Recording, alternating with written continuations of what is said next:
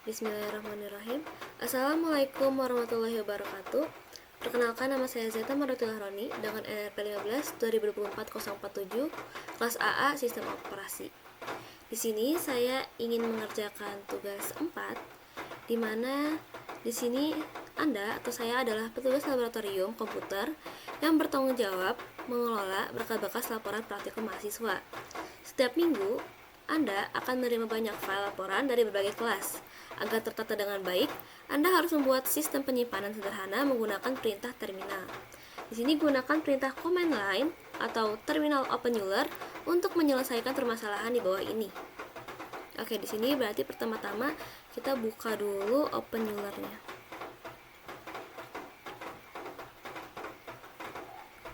Di sini saya bukanya pakai VMware.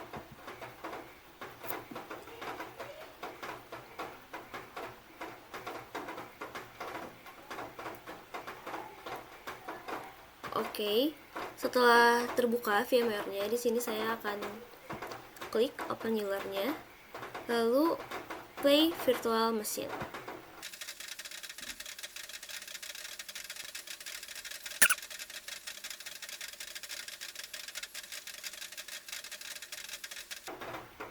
Oke, di sini login dengan username sama password yang udah dibuat. Tadi ada kesalahan dan kendala sedikit, jadi saya coba restart questnya beberapa kali sampai akhirnya bisa untuk login. Di sini kalau misalnya udah muncul seperti ini, masukin username sama password yang udah dibuat sebelumnya. Oke, saya masukin dulu.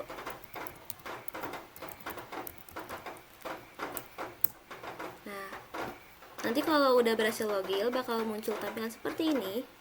Lalu kita langsung aja masuk ke root dulu dengan cara ketik sudo su. Masukin passwordnya ulang.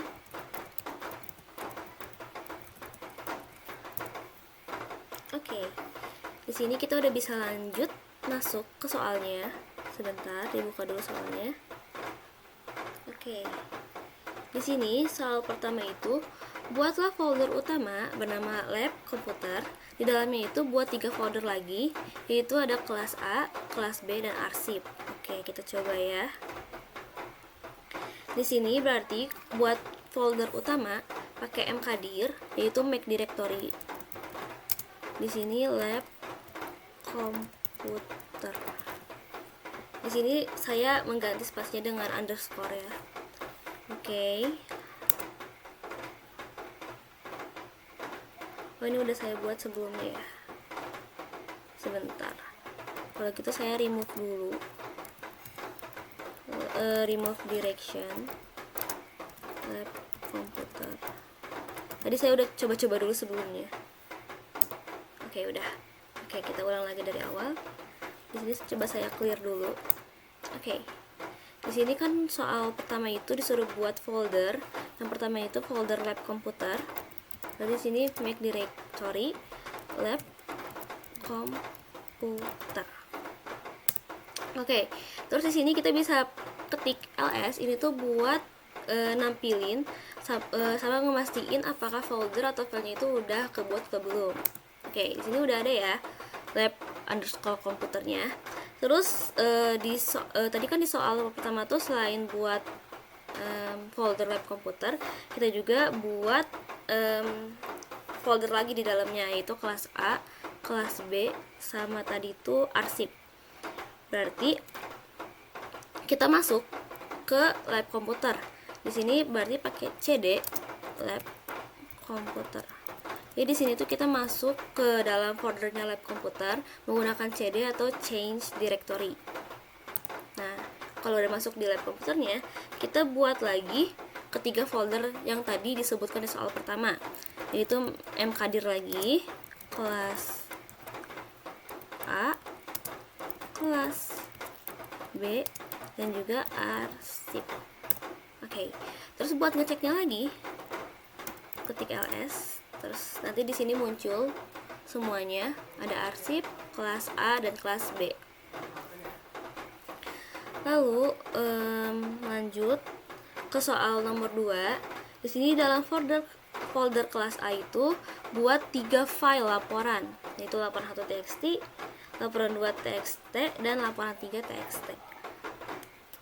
Oke, berarti kan kita masih ada di folder lab komputer kan. Terus kita masuk ke folder kelas A ya, kalau nggak salah, sebentar. Ya, ke kelas A.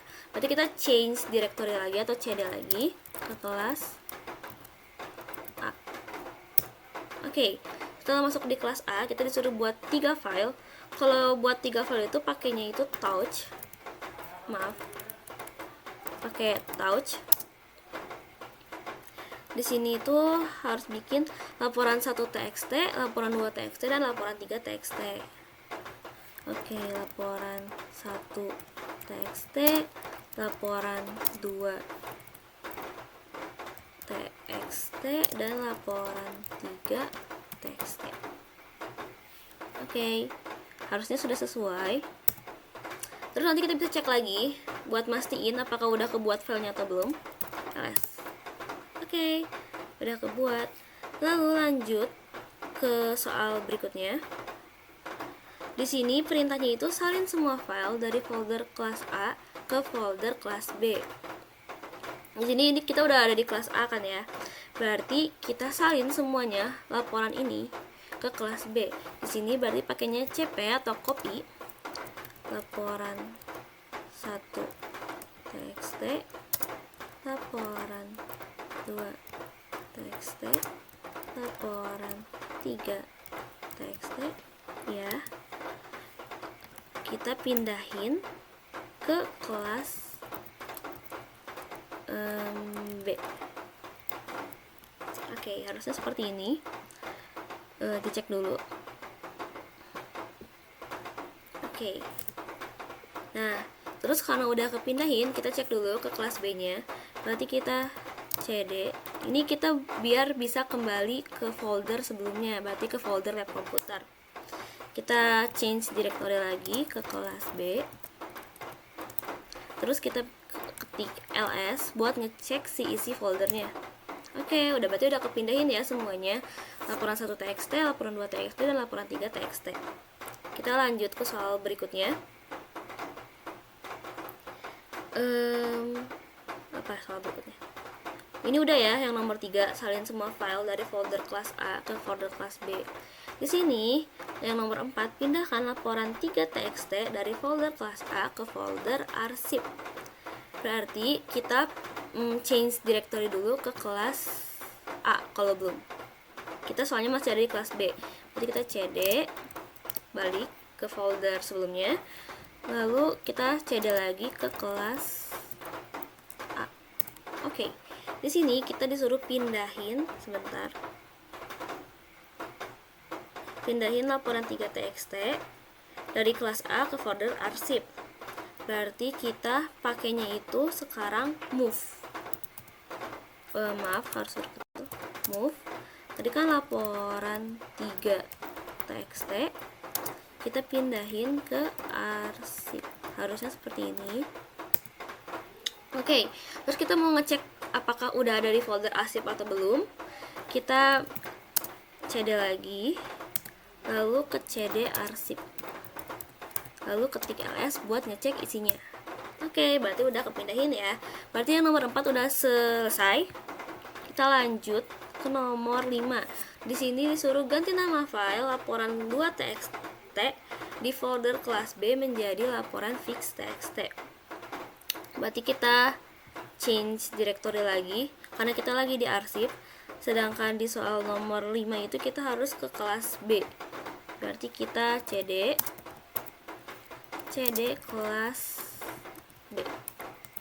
Oke.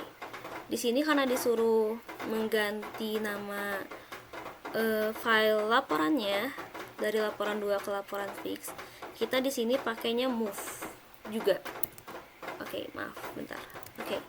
Move laporan 2 txt. Kita mau gantinya jadi apa nih? Tadi kan laporan underscore fix txt ya. Berarti laporan underscore fix txt. Harusnya seperti ini. Terus seperti biasa kita cek lagi pakai ls. buat memastikan apakah si filenya itu udah keganti atau belum. Nih, berarti udah ya, laporan 1.txt, laporan 3.txt, dan tadi laporan yang kita ubah itu laporan underscore fix txt. Oke, kita lanjut ke soal berikutnya. Lanjut ke nomor 6. Di sini tuh disuruh buat satu file baru di folder arsip dengan nama catatan txt. Lalu kita isi atau tulis keterangan di dalam laporannya itu laporan hasil praktikum minggu pertama. Oke, berarti kita coba ya. Berarti kita di sini bikinnya pakai touch karena kita bikin file. Berarti kita change directory dulu karena kita lagi di kelas B. Kita harus pindah ke arsip. Oke. Berarti di sini kita touch catatan txt. Oke. Kalau misalnya filenya udah terbuat, di sini itu biar kita bisa menuliskan isi dalamnya, itu pakai V, masukin nama filenya catatan txt. Harusnya seperti ini. Oke. Terus di sini kalau nggak salah itu klik I biar bisa masukin isinya. Sebentar. Di sini kita harus tulis laporan hasil praktikum minggu pertama. Kita coba tulis ya. Oke, udah bisa. Laporan hasil praktikum minggu pertama. Oke. Kalau udah, kita pencet escape. Ya, harusnya udah bener ya. Laporan hasil praktikum minggu pertama. Escape. Terus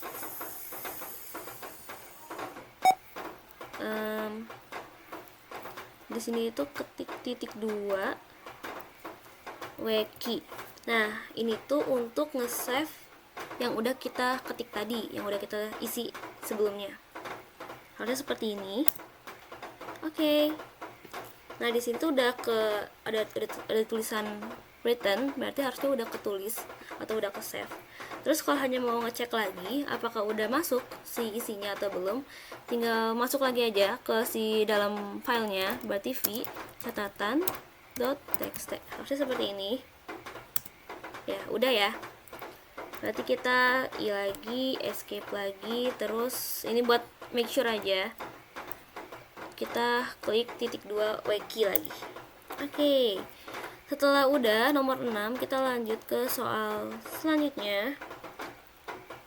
Hapus file laporan 1.txt yang ada di folder kelas A. Berarti kita pindah ke kelas A kalau belum. Karena kita masih di arsip, jadi kita CD lagi. Kita CD ke kelas A. Terus, pas sudah di kelas A, tadi kita disuruh hapus salah satu file, yaitu file laporan 1.txt harus dihapus. Kalau nggak salah, kalau misalnya hapus tuh pakai rm, yaitu remove. Berarti kita ketik rm laporan 1.txt. Harusnya seperti ini, rm laporan 1.txt. Oke. Di sini ada disuruh ditanya apakah yes atau no. Jadi kita klik yes karena kita mau menghapus. Oke. Setelah udah, kita cek lagi seperti biasa untuk memastikan apakah filenya udah terhapus atau belum. Kita ketik ls. Oke. Berarti di sini di kelas A tinggal ada laporan 2.txt ya. Karena laporan satunya udah dihapus. Oke, kita coba cek dulu apakah udah sesuai. Laporan 1.txt. Oke.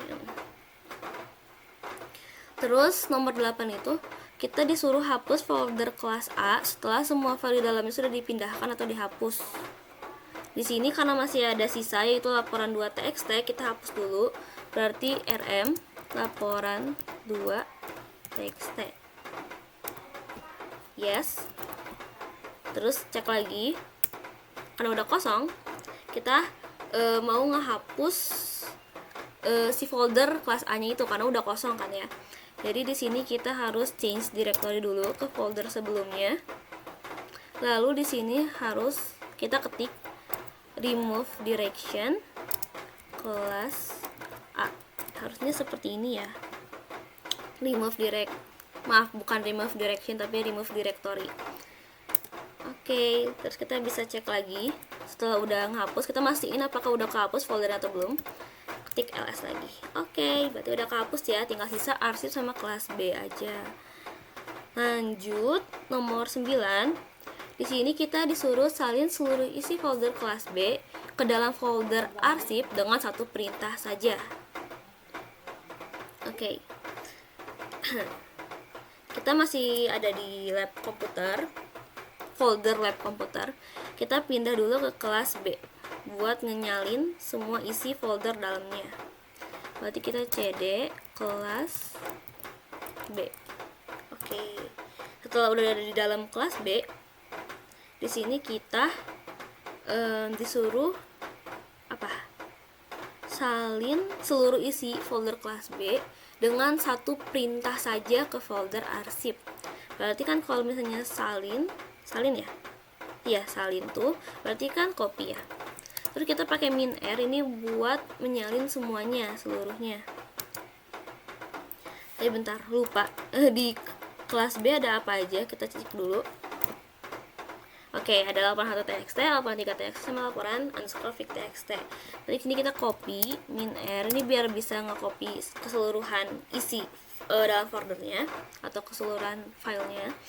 Berarti di sini laporan 1 txt, laporan 3 txt, sama laporan underscore fig txt.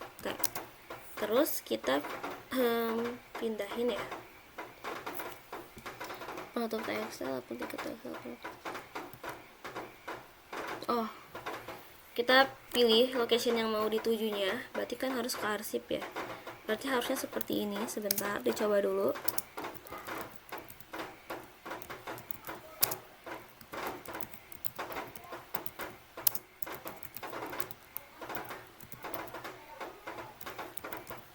Kita pindahin ke arsip, harusnya seperti ini. Yes, oke.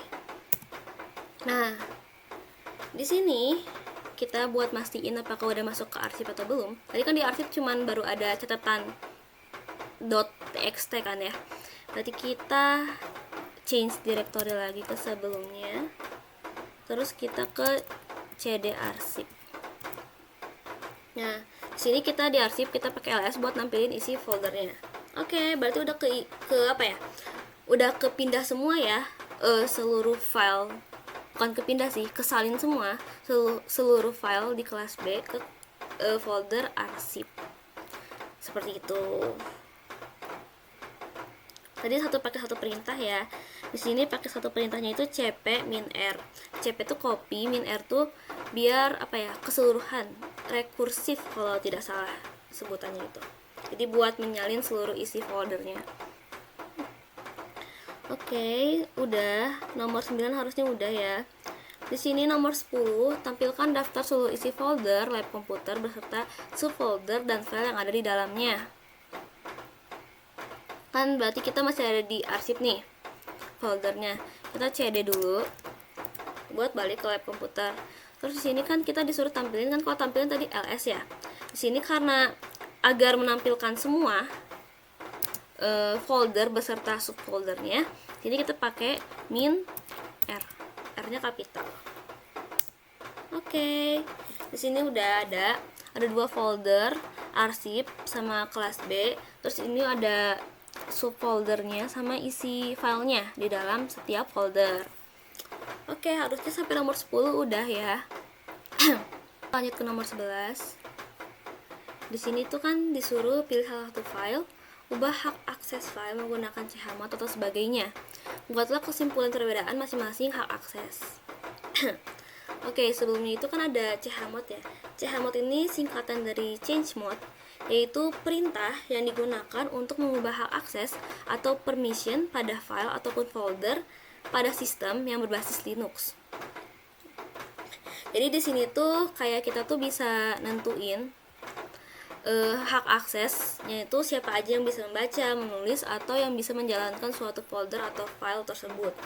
Jadi kayak ya permission lah, kita nentuin siapa aja yang bisa gitu ngeaksesnya.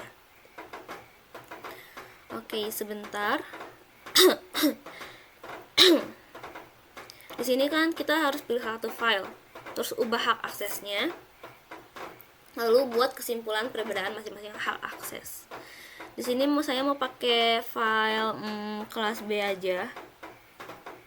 Berarti kita cd dulu ke kelas B. Filenya seperti ini. Oke, setelah di kelas B, baru kita ketik chmod-nya. Di sini saya contoh untuk laporan 1 TXT, saya mau pakai chmod yang 777. Coba ya, chmod 777. Ketik nama filenya, laporan 1 TXT. Oke, harus seperti ini ya, chmod 777 laporan 1 TXT.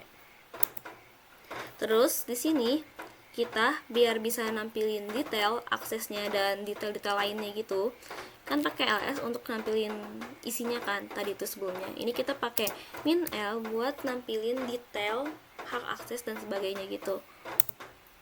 Oke, di sini udah kelihatan ya detailnya. Ada jam juga, ada tanggal juga.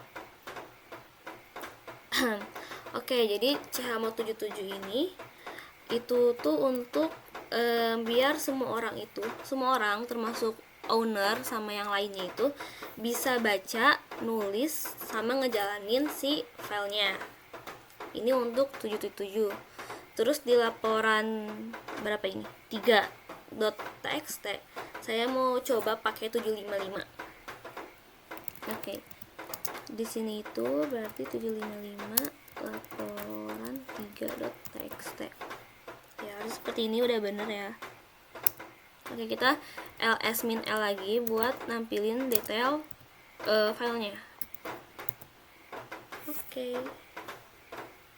Nah, kalau 755 ini yaitu si ownernya itu bisa ngelakuin semua, yaitu membaca, menulis, ngejalanin si folder.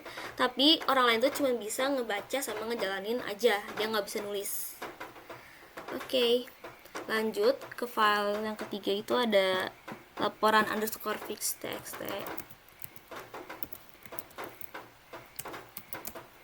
Oke, kita seperti biasa pakai ls min l buat nampilin seluruh informasi detailnya. Nah, kalau misalnya maaf, belum di ini ya, belum chmod ya. Oke, sorry. Oke, coba di laporan underscore fix txt. Di sini saya cuma pakai chmod yang berarti coba yang 700 ya. Soalnya kan 755 udah, 777 udah. Oke. Di sini saya mau pakai chmod 700 ke laporan underscore fix txt. Harus seperti ini, udah bener ya. Oke, di sini kita klik ls min l. Oke, udah ya, di sini ada detailnya. Nah, kalau misalnya yang chmod 700 ini ngebuat cuman owner aja yang bisa akses. Jadi selain owner itu nggak bisa akses, cuman owner doang yang bisa aksesnya. Terus balik lagi ke laporan 1 kali ya. Saya mau cobain pakai chmod 644.